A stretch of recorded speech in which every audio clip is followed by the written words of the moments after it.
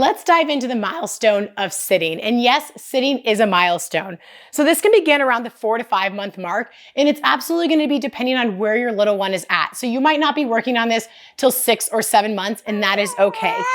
One thing to be aware of is if you start working on this skill and your little one pancakes over, they completely collapse forward with no support, they're just not quite ready for this skill yet, even with you being there. So you can work with baby just more on your lap, holding them so they get used to being in this vertical position.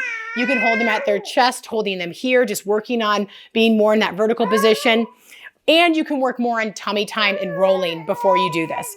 But for the classic seated position, so you do a wide base of those legs, bring those hands together, and then tripod. Now for you as the person supporting them, you can come behind them at their pelvis. You can do big hands or just your pointer fingers. That's going to be the most support. So at the pelvis is the most support.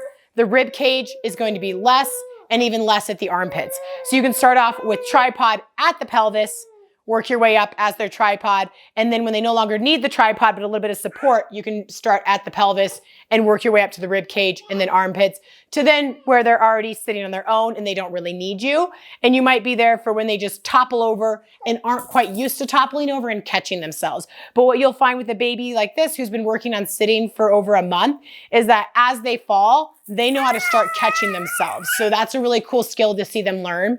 But once they no longer tripod, and once you no longer need to hold on to them, it is a good idea to be near them so they don't fall and bonk their head too hard, though it will happen. And then you'll notice and you'll see how they gradually start learning how to support themselves. So this is a great milestone to be working on. Working on this strength with sitting is really helpful for that next milestone of crawling, which can happen right around the time that they are sitting.